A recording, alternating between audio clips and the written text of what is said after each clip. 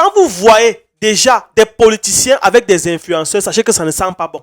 Quand vous voyez un politicien qui se rapproche d'un influenceur, il y a quelque chose de louche. Peut-être l'influenceur voit ça d'un œil calme, d'un œil sobre, mais sauf que le politicien ne se rapproche jamais d'un influenceur pour rien. Alors dans cette vidéo, on va voir Madame Amon Chik, qui est une dame qu'on respecte tous, qui est très respectable pour ses conseils, pour ce qu'elle fait pour la jeunesse, pour ce qu'elle apporte aujourd'hui.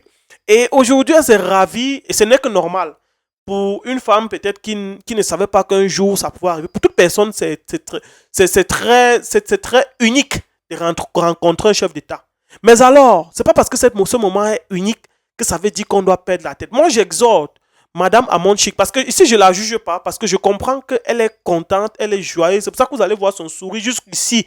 Elle est contente du fait qu'elle rencontre un chef d'État, le président français Emmanuel Macron. Ce n'est pas donné à tout le monde de le faire. Mais je dis, il ne faut pas oublier que même Madame Amon Chik, en Afrique, n'est pas n'importe qui. Quand on parle d'Amon Chik, on parle de plus de 6,4 millions de personnes qui la suivent sur TikTok. Et plus de 500 000 sur YouTube et environ 2,7 millions de personnes sur Facebook. Donc, elle totalise à peu près 10 millions de personnes qui la suivent. Donc, vous imaginez que rien que sa photo avec le président français, c'est un gros marketing pour la France actuellement. Et vous allez voir que dans cette vidéo, le président français, peut-être il la connaît, peut-être il ne la connaissait pas. Mais sauf que un événement où on prend la peine d'inviter des influenceurs très suivis en Afrique, c'est très simplement parce qu'il y a quelque chose de louche. On se rappelle, il y a de cela quelques temps, Fally Ipupa avait toujours eu à faire une tournée africaine avec le président français. On se rappelle Fally Ipupa. Le président français l'avait embarqué dans son équipe lorsqu'il venait faire une tournée au Congo. Alors quand on parle du Congo, on parle comme ça. Le Congo ici est l'un des pays sur le continent africain qui a le plus de ressources et qui est le plus riche. C'est-à-dire que les ressources du Congo, de la RDC, République démocratique du Congo, peuvent alimenter une partie de l'Afrique sans... C'est-à-dire les ressources qui sont dans le sol du Congo actuellement là. Vous allez voir qu'ils ne viennent pas dans n'importe quel pays. Les ressources qui sont dans le sous-sol de la RDC peuvent alimenter... Peut-être vous n'imaginez pas l'importance des ressources que le Congo possède. Mais pourtant, pays où on se plaint tout le temps que les enfants l'est de la RDC à Goma, il y a des exactions, il y a des crimes qui sont commis. Mais ces gens ne se lèvent jamais pour dire que non, arrêtons ce qui se passe là-bas. Et donc le Congo a sorti cette situation parce qu'il se peut qu'il y a le M23 qui est soutenu par M. Paul Kagame, qui aussi a décidé que l'est du Congo, c'est sa partie là-bas, ça lui appartient, il va faire de ça ce qu'il veut. Donc, il y a tous ces amalgames-là. Mais malgré toutes ces insécurités-là, le gros président français, M. Emmanuel Macron, n'avait pas eu peur. Il s'est déplacé. Il est venu avec Fally Ipupa. On ne sait pas très officiellement pourquoi, je ne me rappelle plus très bien pourquoi il était venu, mais je sais qu'ils avaient fait une tournée africaine. Après lui, il y a aussi eu Bill Gates qui avait invité Maître Gims. Pour ceux qui se rappellent, j'avais posté la vidéo. Bill Gates avait invité Maître Gims ici pour lui faire comprendre qu'il y a un programme que l'Organisation mondiale de la santé avait développé en Afrique. En fait, il y avait des nouveaux vaccins qu'il voulait tester sur, vous comprenez, on voulait d'abord voir. Et du coup, on voulait passer par Maître Gims. Parce que Maître Gims est un influenceur très suivi en Afrique. Parce que Maître Gims aussi lui-même totalise plus de 10 à 12 millions d'abonnés. On avait sur le continent africain, on sait que la plupart des fans, c'est vrai qu'il a des fans occidentaux, mais la plupart sont aussi des Africains. Donc on était passé par Maître Gims, on lui avait fait comprendre que non, lui me l'avait expliqué, hein. On lui a fait comprendre qu'il y a un programme qu'on veut développer en Afrique avec les Africains et que vraiment on aimerait qu'il participe, on aimerait qu'il soutienne, on aimerait qu'il donne sa voix. On lui avait dit que pour cet événement, son prix, c'était le prix de Bill Gates. Ça veut dire que s'il demandait 10 millions de dollars, Bill Gates devait donner. Mais Maître Gims dit qu'il a décliné l'offre. Alors posons-nous la question, pourquoi est-ce que ils ne pouvaient pas aller faire tester ou bien mettre ce programme en œuvre d'abord chez nous aux États-Unis. Mais ils voulaient absolument venir ici en Afrique. Actuellement, on est encore en train de parler d'un programme qui est développé au Kenya, qui rallonge la durée des femmes au niveau de la conception. Je ne sais pas si vous comprenez. C'est-à-dire que quand on dit un programme contraceptif qui va faire que les femmes quittent maintenant de 3 ans, 4 ans de contraception, après de 8 ans de contraception. C'est-à-dire que pratiquement, on veut empêcher les femmes au jus de concevoir. Tout ça, ce sont des manœuvres. C'est pour ça que je vous dis, ces gens passent toujours par des influenceurs, des gens qui sont influents, des gens qui sont suivis, des gens qui sont aimés par le continent africain pour, de manière subtile, de manière indiciaire, glisser leurs motifs. Parce qu'il faut que je vous dise clairement quelle est la crainte des Occidentaux. La crainte des Occidentaux est que, aujourd'hui, les Africains représentent à peu près un tiers de la population mondiale. C'est-à-dire le continent africain à lui seul, avec ses démembrements et toute sa diaspora un peu de partout, représente à peu près un tiers du continent africain.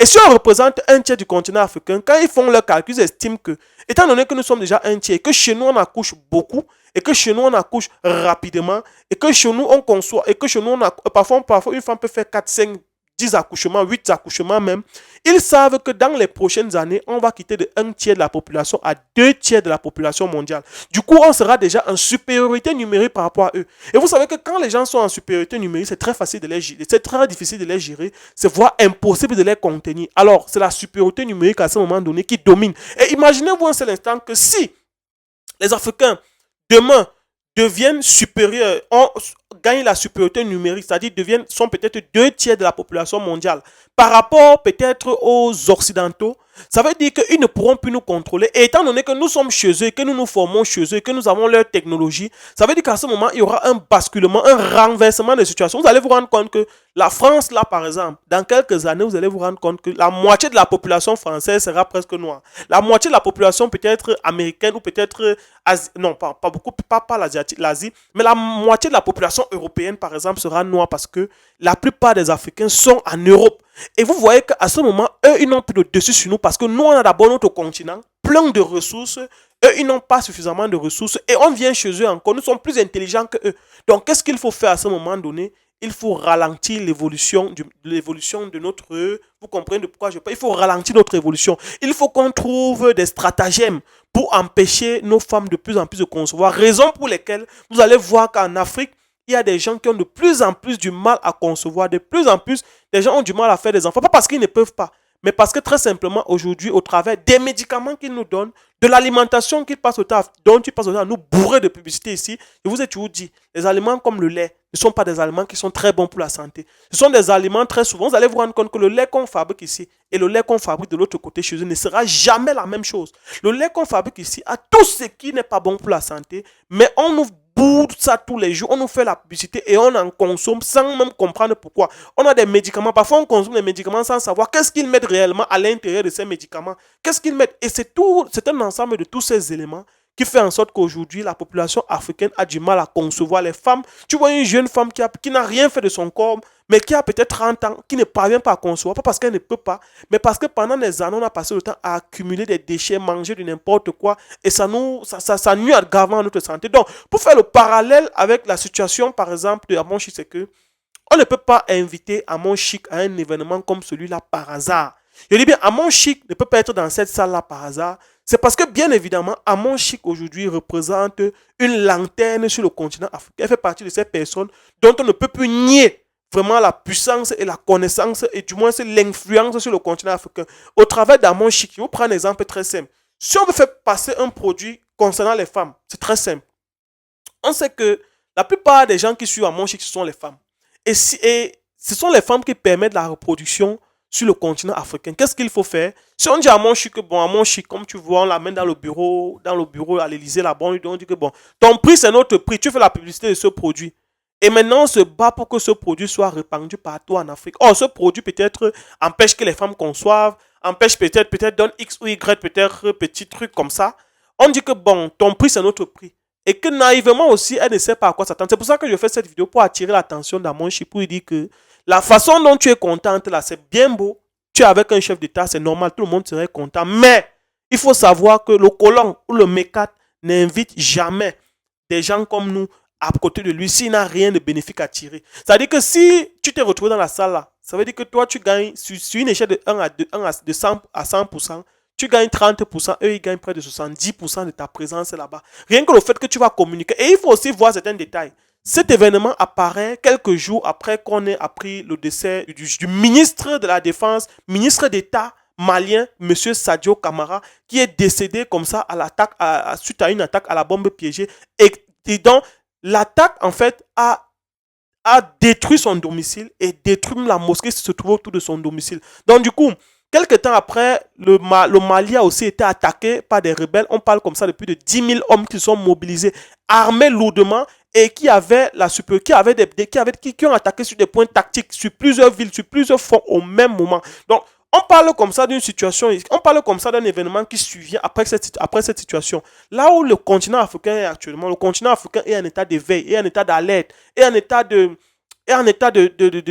force de défense. Donc, maintenant, on sait que quand on va faire cette sortie avec Amon Chic, ça va un peu, étant donné l'influence qu'Amon Chic a sur le continent africain, ça peut, par exemple, faire en sorte que les gens disent « Ah oui, Macron », ça fait en sorte que les gens oublient ce qu'ils ont fait, c'est là, parce qu'on précise que ces attaques ont été menées de manière coordonnée le 25 avril. Et on dit bien, il y a de cela quelques temps, vous vous souvenez encore, Monsieur le général Tchani du Niger, le général des forces armées du Niger, le président de la transition, le général Tchani, avait fait une sortie en disant que ils avaient détecté des mouvements suspects aux alentours du Bénin. C'est-à-dire des avions militaires, des avions de type militaire qui venaient garer là au Bénin et qui passaient du temps à faire du déchargement. On ne savait pas bien évidemment ce qu'ils déchargeaient, mais c'est très simple à comprendre que, étant donné qu'il y a de cela peut-être 2 mois où il a annoncé ça, et il y a de cela quelques jours, le président Traoré, lui-même encore, a annoncé un hiver noir. Et aujourd'hui, le 25 avril, on apprend le décès du ministre de la Défense, M. Sadio Kamara, du Mali. Pourquoi? Parce que le Mali, aujourd'hui, est un pôle très stratégique au niveau de l'Alliance des États du Sahel. Du fait que le Mali a une très grosse superficie. Parce que quand on veut attaquer un État, ou bien quand on veut attaquer des gens pour les déstabiliser, on commence par le plus grand. Étant donné que le Mali a une très grande superficie, et que le Mali le Mali est plus difficile à attaquer, plus il est difficile à attaquer, on sait que si on parvient à renverser le Mali, ça va directement affecter le moral et le mental des 2 autres États avec lesquels il est partenaire. Du coup, il était question pour eux de commencer d'abord par le Mali. Donc, vous allez vous rendre compte que là, nous sommes dans une communication à prendre très au sérieux. C'est-à-dire, ne voyez pas seulement parce qu'Amon Chic dit que non, Amon Chic, voyez ça d'un œil, oui, c'est vrai, Amon Chic avait le président, mais elle-même peut-être peut ne même pas savoir la raison pour laquelle on l'a mis là-bas, pour laquelle elle se trouve là. Mais j'ai dit, cet événement est trop juste et trop brusque au vu des différents événements qui se sont produits il y a de cela quelques jours. Premièrement, on a eu la sortie générale Tchani qui avait annoncé qu'il y avait la présence des forces étrangères au Bénin qui passaient le temps à décharger des choses là-bas. Le général Tchani, ainsi de suite, ils se sont plaints. Après ça, il y a eu la venue du chef d'état-major français, accompagné du chef d'état-major béninois et du chef d'état-major ivoirien. Il disait qu'ils sont venus là-bas parce que non, il y avait une réunion de la CEDEAO. Et la réunion s'est tenue au Bénin. Quelques jours plus tard, le président Traoré a fait une sortie disant qu'il annonce l'hiver noir. Et après cet hiver noir, on nous annonce le décès de M. Sadio Kamara, monsieur ministre de la Défense. Ministre de la Défense malienne. Et après le décès du ministre de la Défense malienne, on nous annonce directement des attaques coordonnées au Mali visant à déstabiliser le régime actuellement en place, gouverné par le président de la transition, M. Assimi Goïta. Donc moi, je suis en train de vous dire que actuellement, ne soyons pas distraits. Les événements comme ceux que nous sommes en train de voir avec Amon Chic vont nous distraire de notre réelle lutte. Et Amon Chic ici, si elle reconnaît que le continent africain lui a donné sa visibilité, sa notoriété qu'elle a aujourd'hui, elle doit savoir tout simplement qu'elle doit faire preuve d'intelligence et de diligence et de sagesse. C'est-à-dire que quoi? C'est vrai, tu t'es filmé avec le président, mais fais attention, fais gaffe. Aujourd'hui, tu es suivi partout en Afrique. Donc, ce que tu peux dire, ce que tu peux faire auprès de ces gars-là peut impacter l'Afrique. Et il faut savoir que la plus grande arme que les mécats ont généralement toujours utilisée pour mettre en avant et pour dominer le continent africain, c'est la communication. Raison pour laquelle ils investissent beaucoup sur les médias tels que France 24, sur des médias tels que RFI, bref, sur leurs médias, ils investissent énormément pour communiquer en Afrique. Et aujourd'hui, ils se rapprochent d'une influenceuse qui est suivie à plus de 10 millions de personnes en Afrique. Moi, je pense qu'il y a à s'inquiéter et à s'alarmer. Du moins, c'était mon avis. Dites ce que vous pensez en commentaire. Je vais vous lire. Si cette vidéo a été très enrichissante, à très bientôt. Ciao, ciao.